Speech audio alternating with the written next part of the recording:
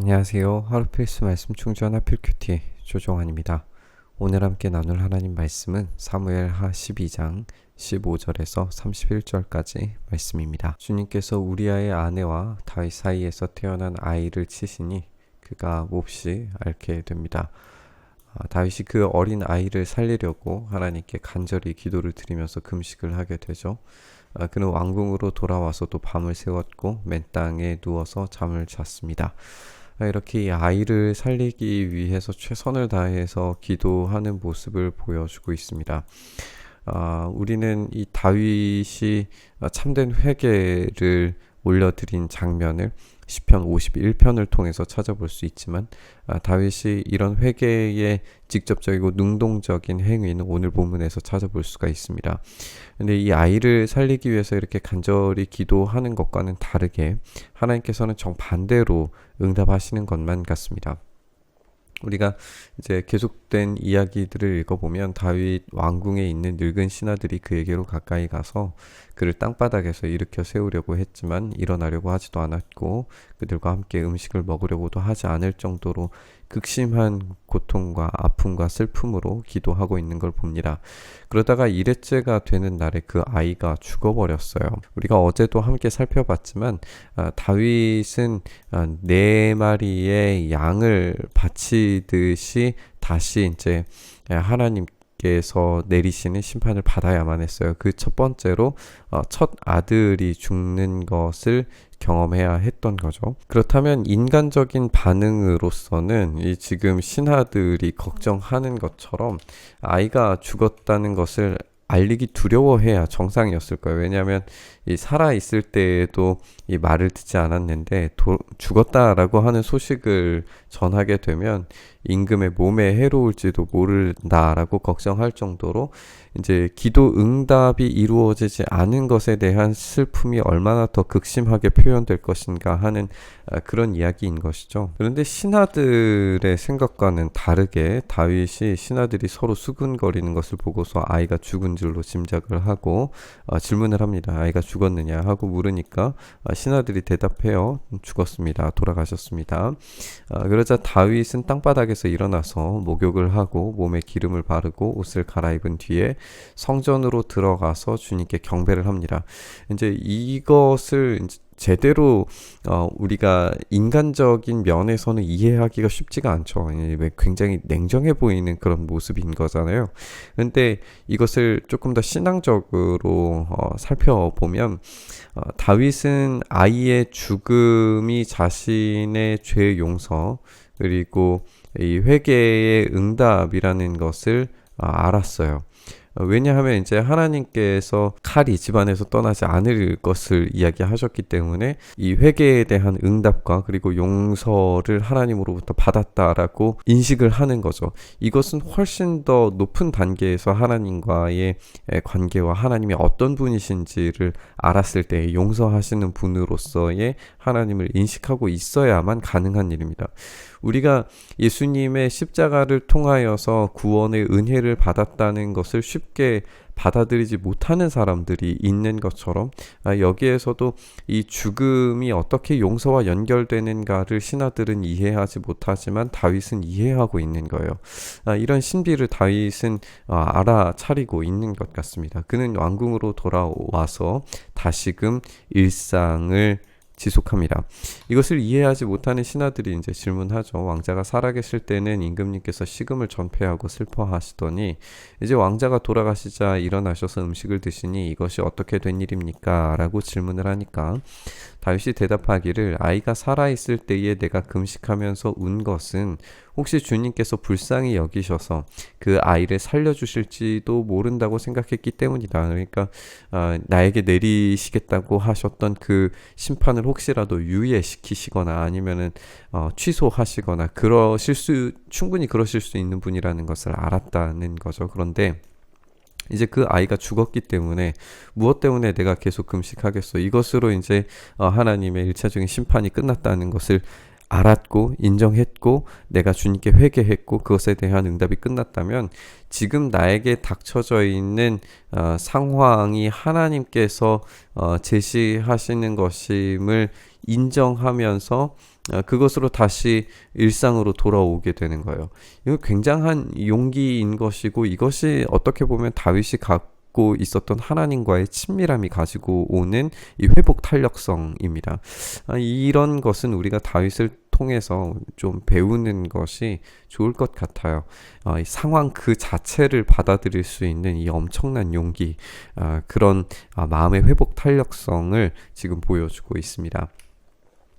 그러면서 이제 유대인의 신앙이라고 하는 것은 결국에 이제 현실의 신앙이었어요. 그래서 내가 그를 다시 돌아오게 할 수도 없고 그에게로 갈 수만 있다, 죽을 수만 있다, 그가 나에게 다시 올 수가 없다라고 하면서 이제 현세적인 신앙의 모습을 보여주고도 있지만, 우리가 반대로 지금 우리에게 이 말씀을 적용을 한다면 우리는 죽음 이후에 부활의 삶을 살아갈 사람들이기 때문에 지금 여기에서 죽음에 매여 있는 것보다 그것 너머에 있는 부활과 영원한 생명을 묵상하는 것이 오히려 현실을 더욱더 탄력성 있게 회복하며 살아갈 수 있는 힘이 된다는 것도 우리가 좀 한번 생각해 봤으면 좋겠습니다. 그 뒤에 다윗이 자기의 아내 바세바를 위로하고 동침하게 되니까 그 여인이 아들을 낳았어요.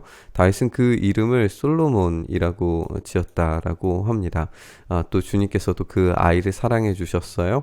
예언자 나단을 보내셔서 주님께서 사랑하신다라고 하는 뜻으로 그 이름을 여디디야라고 그렇게 부르게 하십니다. 솔로몬이라고 하는 것은 샬롬이라고 하는 어원과 이제 동일한 어원으로 만들어진 이름이기 때문에 평화를 상징하는 그런 뜻이에요. 그러니까 솔로몬이 이 평화로운 상황 가운데에서 왕좌를 얻게 되는 것은 이제 미래적인 사건이지만 현재 시점에도 이 평화를 바란다는 그런 의미가 담겨 있을 수 있겠죠. 그런데 여기에서 이제 여디디아라고 하는 이름으로 불리는 것을 보게 되는데 성경에서 여기 한 번만 사용이 됩니다. 그런데 왜 여디디아라고 하는 이름을 주었을까? 하나님께서 사랑하신다는 뜻과 함께 이제 붙여진 이름인데, 여기에서 이 디디라고 되어져 있는 부분이 히브리어로 보면은 다윗과 똑같은 이제 문자로 되어져 있어요. 그러니까 이것은 다윗 2세 정도가 되는 그런 이름이었을 거예요. 그러니까 하나님께서 이미 이 솔로몬이라고 하는 이 인물에게 다윗에게 약속하셨던 그 약속을 잊게 하시리라고 하는 것을 나단을 통해서 확인하신 것으로 우리가 이해를 해볼 수가 있어요. 그래서 이후에 등장하는 이 왕위 계승에 대한 문제에서도 가장 다윗의 인정을 받고 선점할 수 있었던 것이 이런 예언들이 있었던 것을 알았기 때문에 이 다윗의 이름을 가지고 있는 솔로몬에게 이 왕위가 전달되는 것을 우리가 보게 될 겁니다. 어쨌든 이렇게 이 왕의 후손까지 얻게 된 다윗이 이제 암몬 사람의 이 도성을 정벌하는 이야기로 이어지게 됩니다.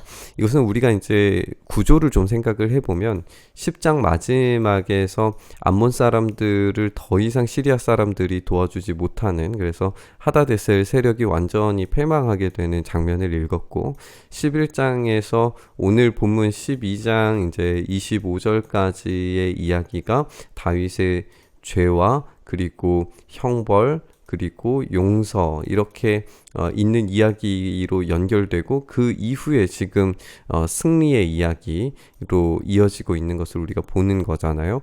그러니까 지금 암몬을 제대로 정복하지 못하는 것은 다윗의 죄가 극심하게 작용하고 있다는 것을 이 구조적으로 보여주고 있다는 것도 우리가 생각해 볼 필요는 있어요.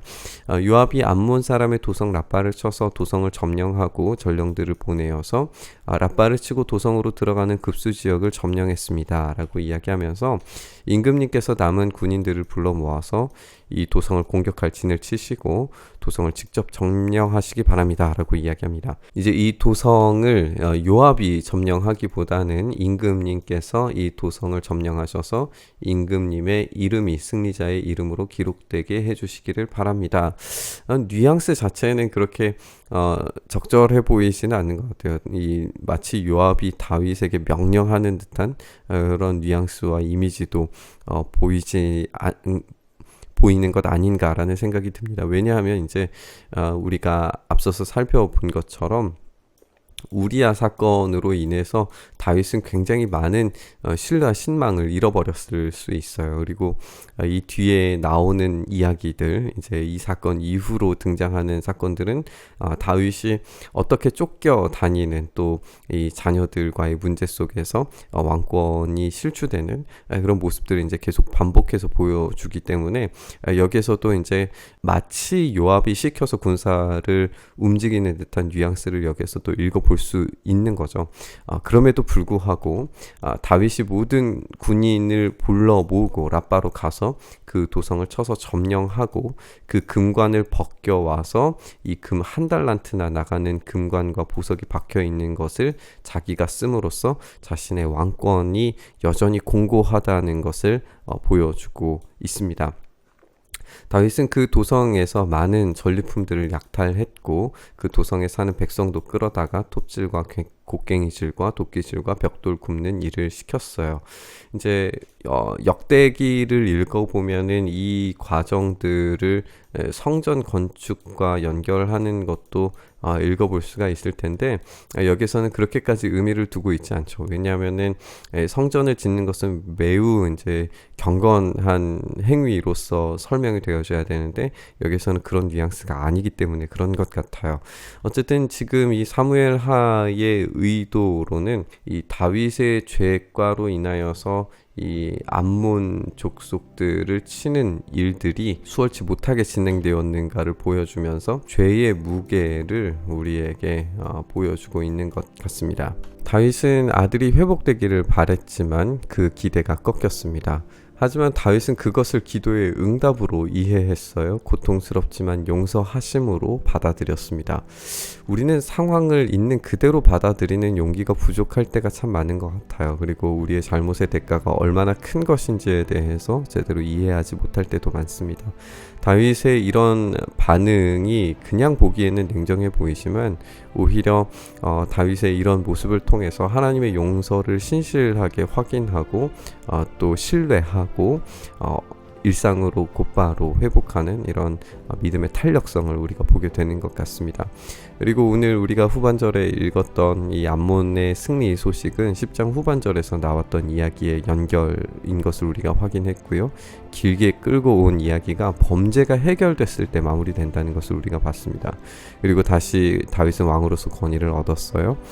불완전하고 불안한 왕적인 권위라고 할지라도 하나님은 다윗의 가문의 계속된 계획과 약속을 여디디아라고 하는 이름을 통해서 다윗 2세라고 하는 이름을 통해서 지속할 것임을 보여주었다는 사실도 우리가 읽었습니다.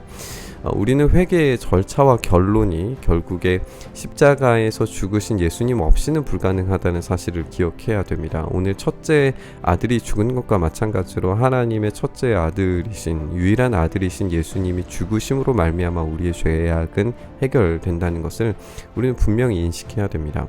그분의 희생 없이 그 우리의 회개가 결론 지어질 수가 없습니다. 더구나 우리의 참된 회개와 용서가 일어난 그 십자가 앞에 우리가 온전히 섰을 때에만 우리의 멈췄던 삶의 시계가 다시 돌아갈 수 있다는 사실도 우리가 생각해 봐야 합니다.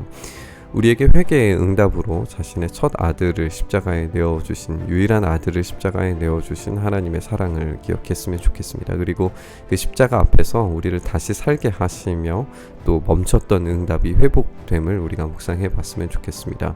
오늘 우리의 참된 회개가 다시 삶을 이어갈 용기가 되고 회복할 수 있는 그런 능력이 될 수 있게 해달라고 우리 묵상의 자리로 함께 나아갔으면 좋겠습니다.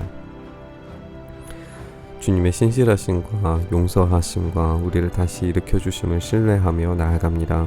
주님, 우리의 연약함에도 우리의 부족함에도 우리가 십자가 붙들고 주님 앞에 간절히 호소하며 회개하며 몸부림치며 나아갈 때 우리의 삶을 다시 일으켜주시고 주님 우리에게 주어주신 이 상황 가운데에서 오히려 기쁨과 감사로 주님께서 주신 이 상황을 이겨내가며 십자가 앞에서 얻은 회개와 용서의 능력이 우리의 삶에서 다시금 살아갈 원동력과 우리의 삶이 움직일 수 있는 능력으로 변화되도록 은혜 더하여 주시옵소서. 그렇게 우리의 회개를 받으시고 용서하시고 우리의 삶에 일하여 주시기를 간절히 소망하며 우리 주님 예수님 이름으로 기도드리옵나이다. 아멘.